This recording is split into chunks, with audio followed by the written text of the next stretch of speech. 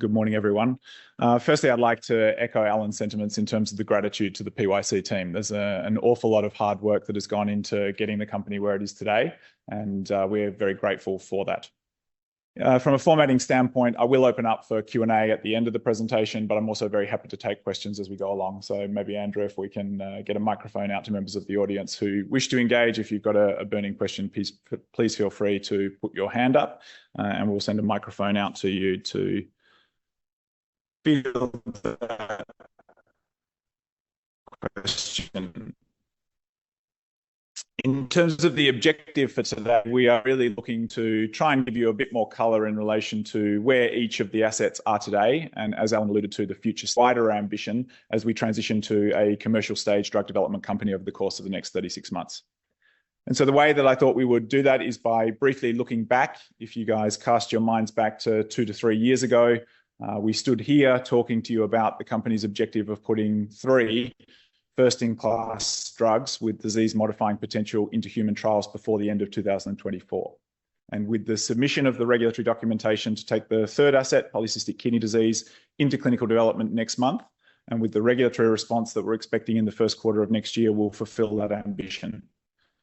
And so now the company's mind turns very much to the future and what the next 36 months holds. And as I mentioned before, that is the transition for this organisation to that commercial stage biotechnology company. And I think the first thing that strikes you about this image is that there's an awful lot going on. As Alan mentioned before, it's a very broad and deep pipeline. We're going to get into the detail that sits underneath each program very shortly, but I just wanted to draw your attention to a couple of the macro factors affecting the pipeline as a whole as we go forward. We're going to talk shortly about high probability assets and why they're so attractive in the industry at the minute. And there are some features that go into each one of these programs that sit off to the left-hand side of what you're looking at here today, decisions that were made by the company 5, 6, 7 years ago in relation to where we wanted to play within the industry that have fundamentally changed the risk profile of these assets. For those of you who have been on the journey for a while now, you'll know that PYC pursues single gene diseases, monogenic diseases, diseases with a 5 times higher propensity for success in clinical development. You will also know that we validate these human genetic medicines in the context of the human target cell of interest before we get into clinical studies. This is the trick through the technology that has been made available recently of turning a tissue sample from a patient backwards into a stem cell and then forwards into any cell type in the human body. So we can choose the target cell in which the disease is occurring, and we can create ourselves a model of that cell and that organ from a patient to see whether or not we have a quantitative cure for that condition before we head into clinical development. So these are very high probability assets in that context. There's also a lot of interest in the industry at the minute for relatively obvious reasons about assets that can be accelerated through clinical development. You're going to see a quote from another industry figure very shortly on this. These particular drugs for these particular indications are a focus of the US regulator right now for the specific purpose of accelerated approval timelines. So that is a very helpful trend for us.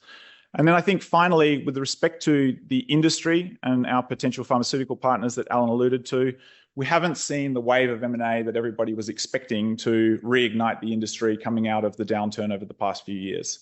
The big pharma players are sitting on a lot of dry powder, but the assets that they are looking for are these specific high propensity late stage assets that don't have long before they hit the market. So from a macro standpoint, we're very nicely set up in that context.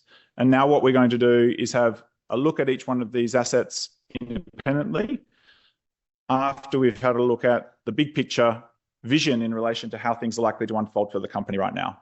So I touched on the first 2 points there. I think I'm going to just pick up here briefly on the third and the fourth. There is a lot of industry attention for the third asset. Polycystic kidney disease, because of the fact that millions, if not tens of millions of patients worldwide are affected, the severity of the disease process that requires a kidney transplant at the age of 55 in more than half of patients, and the accelerated mortality of those patients alongside the lack of effective treatments. Just one drug that only 5% of the patient population is currently taking means that this has got an extraordinary amount of interest from the industry as a whole. So as we move into next year, it's very nice to have the ophthalmology programs reading out. We're deeply invested in delivering drugs for those patient communities, as well as the Phelan-McDermid patient community, but we're going to see an increasing amount of attention on the polycystic kidney disease program. And then I think to the point that Alan spoke about before, we are not stopping in terms of the ambition of the company to scale the platform technology. We have consciously made a decision that you're aware of at the board level to continue to invest in the entirety of our pipeline throughout the downturn. We have resisted the temptation to go all in on one asset and reallocate resources behind assets that are more advanced, like many of our peer companies. And the reason for that is because not only do we have a lovely portfolio of assets, conferring the portfolio theory benefit in terms of the diversity of risk, but we also have the ability to scale into potential upside very quickly on the back of having this rapid fire sequence of assets that are reading out in human development. And you'll see very soon, in fact, before the end of this year, the nomination of the clinical candidate in Phelan-McDermid syndrome, and we will look to transition that program into what we call IND-enabling studies next year as well. What we won't talk about today are the dimensions that sit below that in relation to the discovery activities of the company, but we continue to have an interest in further scaling of the pipeline in that context as well. This quote was in an article from an industry publication a fortnight ago, and I think it just really resonated with me in relation to the points that we were touching on before. Companies that have programs with high probability of success in the clinic and the opportunity to accelerate quickly through clinical development are in demand right now. And so to the point that Alan spoke about previously, the company's options with respect to access to capital are diversifying very quickly. As we move into later stage development, we are creating options from a business development standpoint, as well as creating a better understanding on the part of investors in relation to the value of the assets. We're moving much more to a market-backed mindset as the risk is approaching levels that have been substantially diminished as a consequence of the strength of the data in each one of those programs in the clinic, building on those dimensions that we spoke about that took them into the clinic, the high propensity nature in the context of genetic medicines. So now we're going to go asset by asset just to try and give you a little bit of color on exactly where we've got to and how things are going to unfold from here. Sometimes internally, I think we forget that we're in it every day and we've got that awareness. We're trying to bring you on the journey at that high level and frame that in the context of the company's wider ambition. So I think generally everybody knows that we are running 2 combined phase 1/2 multiple dose studies here, an open label extension of the single ascending dose study concurrently with a multiple ascending dose study. And so what we are looking to do here is to build out that phase 1/2 data pack that is giving us important answers in relation to what the design of the registrational study that we're looking to kick off in the middle of next year is going to look like. And you have seen some very encouraging signs on the part of the vast majority, in fact, of the 15 patients for whom data is in the public domain already, in relation to those patients who have a progressive and irreversible blinding eye disease, having improved vision as compared to where they were before they started the clinical trial. This is very impressive. That is not just compared to baseline, but it is compared to the control contralateral eye that did not receive the treatment as well. So we're really trying to isolate the drug-mediated effect in that context. What we need to do, given that we are seeing movement on 2 registrational or potentially registrational endpoints, is work out what is our internal view in relation to which one of those endpoints we're going to nominate as our primary endpoint in that registrational study. We need to think through, should we look at a composite endpoint that combines the 2 of them, or in fact a co-primary endpoint?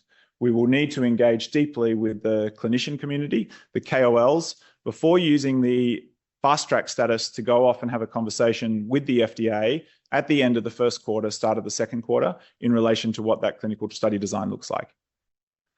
I think the very exciting thing here, as we're moving that program into late stage development, you will not see data coming from this program because that will be a masked study. But what we are going to do is we are going to convert the patients in the ongoing phase 1/2 studies into an open label extension study. We will continue to provide access to the drug to those patients, and you will continue to generate data for 1 year, 2 years worth of exposure in those patients where we're hoping to see that separation between the treated and the untreated eye spread even further. At a certain point, we will then decide to cross over the contralateral untreated eye and treat that eye as well for the benefit of those patients who are bold enough to enroll themselves in a clinical study. So that's where we've got to in the context of RP11. In ADOA, you're aware that we have recently started a phase 1 study in patients in Australia. And I think the immediate focus here is on good execution of the single ascending dose study. This is directly in patients. So we are interested in the context of the early efficacy profile of that drug candidate as well. But I think in all reality, in the context, again, of a slowly progressive disease, we are hoping to be as lucky as we have been in RP11 with respect to seeing that visual functional improvement, but there are no guarantees. We'll be looking at different endpoints in this context. And I think at the midway point of next year, as we move into the second half, that's when the data on the efficacy dimensions is going to get really interesting for those patients. What we are planning on doing concurrently with that, and we have started the body of work that will go in here as well. Remember, this asset is the one asset in the pipeline that has the potential to treat diseases other than the single gene disease that we're going after here, optic atrophy. And in particular, there are two very significant unmet needs within ophthalmology, blinding eye diseases in the form of glaucoma and geographic atrophy that are posited to have an underlying bioenergetic basis. And this drug improves the bioenergetics of the cell. So we know, for instance, already in a mouse model of glaucoma, that increasing the expression of the OPA1 gene, which is what this drug does, is protective of the retinal ganglion cells. That is a very good start. But as you know, we place a very high value in this organization on patient-derived models. Our job now is to think through what is the best recapitulation in the preclinical setting of glaucoma as a disease process and build out the body of evidence that will give us conviction to move directly into a phase 2 study, having established safety in the ADOA patient population in glaucoma and geographic atrophy. So there's the potential to expand directly into mid-stage clinical studies in very large indications, that asset, and you should be looking for us to release that data in the context of the course of next year as well. In relation to the third program, we've spoken about the submission of the regulatory documentation in December. Here we are looking to release the entire preclinical data pack over the course of the remainder of this month. So you're going to get a very good look at the body of evidence upon which we are basing that transition into clinical development. You have already seen the drug being effective in models derived from kidneys who have end-stage renal failure as a consequence of ADPKD. We were the beneficiaries of a tissue sample from those patients as the kidneys were removed. That saved us the need for generating the kidneys from those patients ourselves through the stem cell approach that we've spoken about previously. And you see quite a profound and dramatic reduction in the number and the volume of the cells, the cysts in the kidneys of those patients after treatment with the drug. So there's a huge amount of interest here on the part of the clinicians and on the part of patients with that disease indication. There are no disease-modifying drugs that are approved in polycystic kidney disease. What we would like to see is to build out that data pack with an in vivo data set from animal models showing us that we can achieve very high concentrations of the drug in the kidney.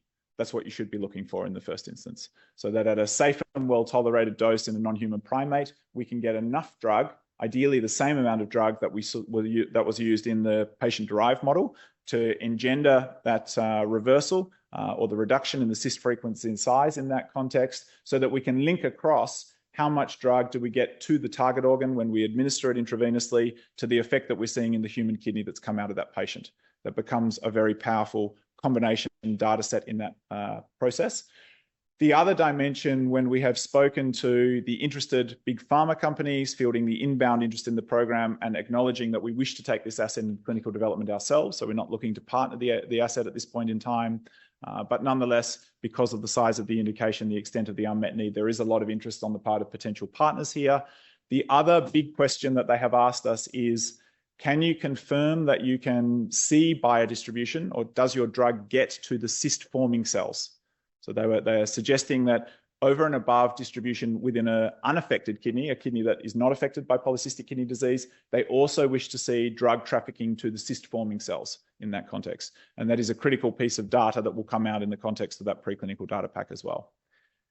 If you can show in the species that is most relevant from a biodistribution standpoint that you have got a lot of the drug in the target organ at a safe and well-tolerated dose, if you can show that within the organ you are reaching the cell types that are affected, both those that are not affected by the disease and also those that are affected by the disease, and you can show in the human kidney model that you can stop propagation of those cysts in the context of treatment with the drug, you have a very, very powerful data pack as you're moving into patients. We have had the pre-IND conversation here with the FDA. We know that we will be required to start the clinical studies in healthy volunteers. So we're looking at Q2, Q3 next year. to progress through the healthy volunteer studies. And in the second half of the year in Q4, we'll be transitioning into patients in a multiple ascending dose study context. And this is where things are going to get very interesting. You know that the protein that we are trying to increase the expression of is ultimately excreted by the kidneys in the urine. So we'll be looking to see whether we can measure an increase in that protein in the urine of patients. And you know that the ultimate objective here is to stop the growth of the kidney. This is the surrogate anatomical endpoint that the FDA have committed to as a registrational outcome in a phase 2 study. Because of the unmet need, we don't need to run a phase 3 with kidney functional improvement until after the drug is approved. If we can start to show movement either at the individual cyst level or at the level of the totality of the organ, slowing the rate of growth as compared to untreated kidneys, or ideally starting to see a reduction in the volume of the kidney size, as has been seen in the animal models of this disease when we can restore the missing protein, that is going to be a very, very critical outcome for the future of this company.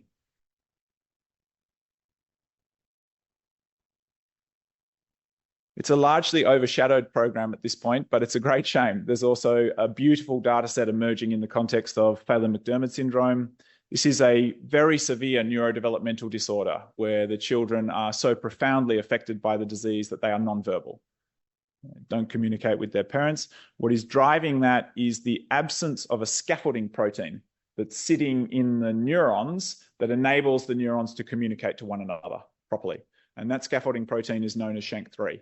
And so there's a critical piece of data coming again in the fourth quarter of this year that will look at the ability of this drug candidate to restore SHANK3 levels back to those seen in unaffected individuals in brain cells from patients who have Phelan-McDermid syndrome.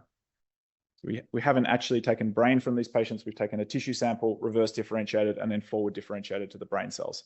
So as we spoke about before, this is a very high degree of validation. The desired change in gene expression in the target cell of interest from a human, a very powerful piece of data. This will be complemented by that biodistribution dimension that we just spoke about in the kidney, this time in rat models. And the reason for doing it in rats is because we are the beneficiaries of a large body of work that has been done by big pharmaceutical companies like Biogen and others, linking rats to non-human primates to humans in relation to triangulating between the concentration of drug in the cerebrospinal fluid, the fluid that bathes the brain, the plasma, and the brain tissue itself. So you can measure two of them and infer your concentration in the target organ.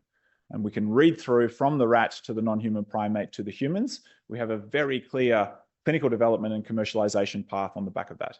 So there's some exciting work coming there too. This will be complemented by some downstream functional assays.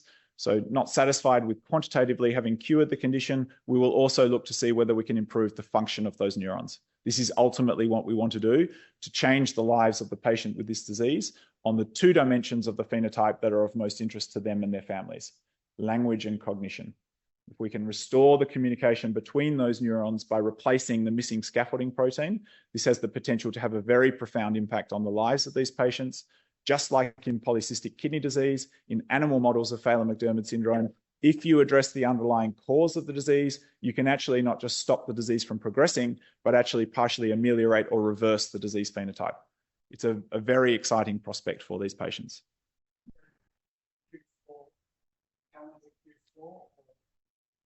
Yes, that's right. Yeah, very late. So late December, we're looking at release of that information. Probably not ideal from a market perspective, but that's when it's coming. And I think it gives you a very good read through. The next 12 months, the rat should be predictive of what's coming in the non-human primate from a tox standpoint. If you're going to see an issue, it should be visible in the rat studies.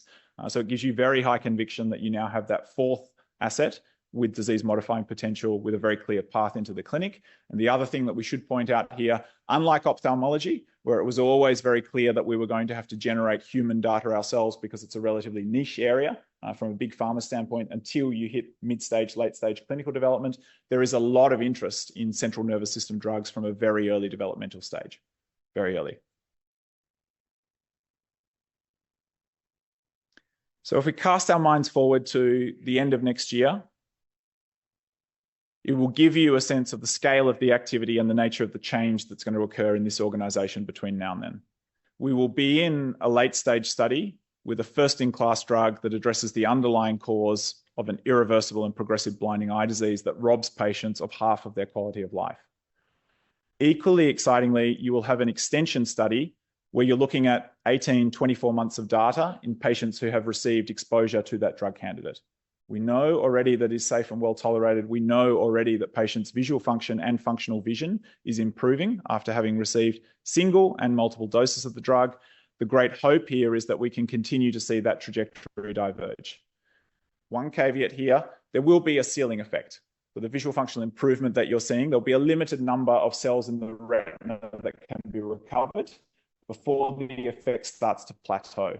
And at that point, you transition from vision improvement to maintenance of vision, which actually, if you talk to the patients, is satisfactory outcome for those guys. They just don't want to lose any more vision than what they have today. In ADOA, you'll be looking at the open label efficacy readouts in the context of a second monogenic indication where patients have no treatment options available today. You will also have in hand the outcome of the patient-derived models that will tell us whether or not we're going into an investigator-led phase 2 study in the context of these other major unmet needs within ophthalmology. In ADPKD, you're going to be in the very exciting window of looking at the human data in patients. You're going to be reading very deeply into each one of the data sets that are released on those 2 biomarkers that we spoke about and that anatomical surrogate endpoint, looking for any sign of an early change in those patients on the dimensions of reversibility around that very elegant integration of the preclinical data pack. It's going to be an incredibly exciting time in that program. And you will be basically where we are today in the polycystic kidney disease program in the context of the Phelan-McDermid syndrome. This is, as Alan mentioned before, an extraordinarily broad and rich pipeline for any company really, but certainly for an Australian biotechnology company. It's built very much on the strategic link and the decisions that were made by the organisation 6-7 years ago that the RNA therapies would be a very good way of addressing what we call a haploinsufficiency, or having lost one of the 2 copies of the gene, expressing half as much protein as we need to.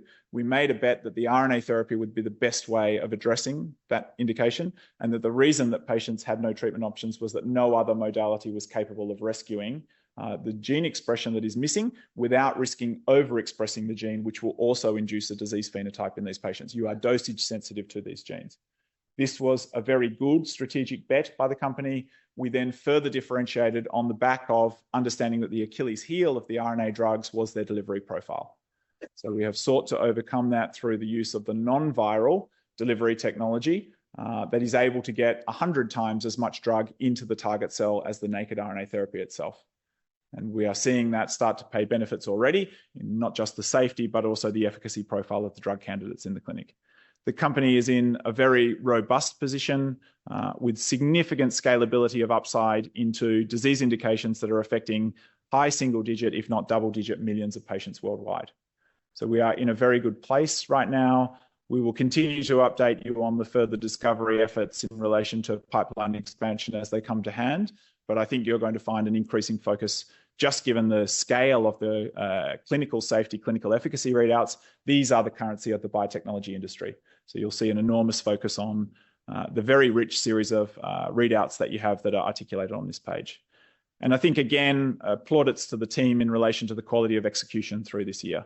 If you look at the roadmap that we set out at the beginning of this year and wind your mind back further 2-3 years ago, we've very much achieved what we've set out to do. Been some marginal delays just in terms of frontline execution issues in one of the programs, but we are largely exactly where we expected to be. If we can continue to do that and deliver on the potential of this company through to the second half of next year and the AGM, we're going to be in a very strong position indeed. Maybe if we just wait, David, would you mind?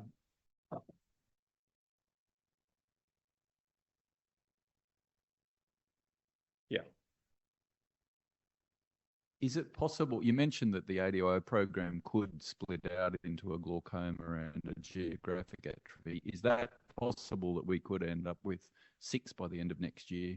Or is it the following year really that would come through? I think if you think about the logistics of getting a study like that up and running, and it's likely to be an investigator-led study in the first instance, we'd like to see data coming back from possibly a single site or clinician who's interested in taking the drug into that indication. It's more likely that you get the conviction in the data to go into that indication next year and you see patients enrolled and treated in the following year. But remember there, you're going directly into the P2 study. because you have established the safety profile of the drug by the same route of administration for the same target tissue in the ADOA patient population. So you're really looking at efficacy in that context. The second question, which is probably you're going to say no, not yet, but do you have areas that you can tell us that the discovery programs are looking at? Like, is it? Look, I think we can shed some light on it. What we would be looking to do there is to leverage the validity of the delivery technology that we have established in existing programs. And there's a particular attraction to these tissues that we've spoken about beforehand, non-dividing in the case of the eye, individual cell layer deeps in certain instances. And if you look at the distinctive nature of the delivery technology, we're able to reach every cell in the context of the retina. We've got hopefully going to show a distinctive biodistribution profile in the non-human primate kidney very soon. You see a lot of interest in that space. 3 or 4 companies have been seeded in the US in the course of the past month for RNA drugs in kidney disease. So we, like others, are very much interested in expanding and leveraging the delivery technology in that indication. And there are some particular attractions of precision medicines for the central nervous system as well. So there's the same 3 target tissues, but we may well look to change the nature of the indications that we're going after, or possibly, even in the more distant future, the nature of the modality that we're using in that context. Last one from me. RP11, the pictures look fantastic. Are the patients actually saying I can see better, or is it just all in statistical data that you can? I think the first thing to note there is that we are quite removed from the patients. So we have the sponsor and then the principal investigator and then the patient. And it's important that we are not having a direct interface with the patient. But what I can tell you from feedback from some of the principal investigators in the study is that we have got multiple patients who are reporting visual functional improvement in the treated eye after having received the drug, which is important to the clinicians. It's driving a real sense of motivation, which is part of the reason why the execution has been so efficient. There are a lot of patients waiting to get into clinical trial now. Can I move the topic over to the kidney drug, please, Rohan? Looking at that slide, the NDA stage, 2028, feels like it's a year or 2 earlier than what our earlier slides on this was, because for some reason I had 2030 in mind. I also picked up on a comment that you said at this stage you're not interested in doing any sort of deal on the kidney drug, but it's obviously a very large potential drug in terms of the market, the distribution, all that sort of stuff. And we've got a share price, which I think we all think and hope is trading at 20% of what it would be with our peers if we're in America. Why wouldn't you look at effectively farming out half of the kidney drug to a major international company who's in the farm in terms of being basically that they fund this expensive stage, they're a joint venture partner, and you've got instant distribution and marketing of the drug, as compared with having to raise money at a price where the cost of capital is ridiculous compared to peers? So I think on the first part of the question, we do often run 2 timelines. There's my timeline and the team's timeline. So possibly the team are at 2030 for product launch of the drug, but I haven't seen that one in the public domain, Tony. So I don't think we're moving here in relation to when the NDA is likely to be submitted in that program. In relation to the second part of the question, we know that we can't launch that drug. Right? The indication affects 1 in every 1,000 people. The scale of the sales and distribution channel that would be required is beyond us. Certainly in our current state, I'm not sure what the chair's aspirations are by the time we get to that point. But I think in all likelihood, you will see us out-license that candidate. But if you think about the quality of the data pack that we've got and the conviction in the asset going into clinical development, if you can change the view of the counterparty in relation to the value of the asset because you firstly establish the safety tolerability profile of the drug. Secondly, you see movement on a biomarker endpoint in relation to it. But ideally, if we could see in this multiple ascending dose study in patients, if you see movement on the registrational endpoint, height adjusted total kidney volume, we are going to have added an extraordinary amount of value on the part of our shareholders in the process of having undergone what is a relatively inexpensive clinical development program to get there. So the ideal time from our standpoint is after we have seen some efficacy data in the context of that program, but we will certainly continue to engage in conversations with those interested parties as events unfold, and we will look at the terms of any proposal that is coming our way, particularly in relation to any party who does, as you say, bring something other than raw capital.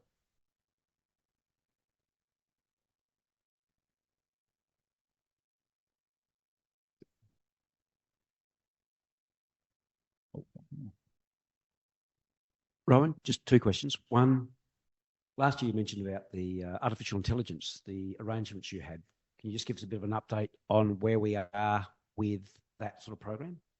Yeah, so the collaboration with Google in that context is directed towards delivery to specific cells in the body, whereas we don't need that for any of the existing programs. This was looking at enabling the next generation of what we're doing. So it's a longer lead time body of work. It's ongoing. I think we're directionally heading in the right space. I think we're grappling with a lot of the issues that the wider field is in the context of the use of AI in drug discovery, drug development. So it's not easy going by any stretch. But I think what we're going to see there is that we extend the duration of the collaboration with Google to give us a bit more time to see whether or not we can yield an outcome that is directly relevant for where we're heading in terms of our discovery activity. So then, just from my memory, when was that arrangement with Google? It's a 12-month contract, so it would otherwise have expired at the end of this year. But there's certainly an inclination at this point on the part of both parties to extend that to give us additional time to undertake the magnitude of the challenge. And the second question on the kidney disease, and you sort of mentioned it earlier with these other companies raising capital for kidney. Is there anyone else chasing your particular, the polycystic kidney disease indication in the market that you're aware of, or you are the only people chasing that at the moment? There's a company called Borealis Therapeutics who've been formed. I think that's the company. There's 3 of them that have been formed very recently in this indication, but I think if that serves me right, that's the Chinook crew who have reconvened at Borealis. They have expressed an interest specifically in polycystic kidney disease. They are a very early stage discovery company, so literally have just been formed. They need to solve the delivery challenge and the gene modulation challenge before they can get anywhere proximate to where we've got to. So that's the nice thing about putting drugs that address the underlying cause of the disease into the clinic first, is that it really gives you clarity that you are going to be a category leader in the event that you get to market. The dependency for PYC is much less on what other people are doing. It's much more on what our clinical data looks like going forward. So very definitely. And it's a great thing for patients as well. We need a lot of people looking at that indication. So we've had a bunch of conversations in the US recently where polycystic kidney disease is articulated as one of the great unmet needs in medicine. Primary driver of chronic kidney disease. Enormous impact on patient lives, those individuals affected by it and the families around them. So that's a good thing. We're very happy to have competition in that context, but lovely for us to be opening clinical development and getting ourselves, not first, because we obviously have Regulus with the microRNA targeting approach, but we're very clear on the differentiation of the positioning of our asset as compared to theirs. And we're very much looking forward to seeing what the data holds for us.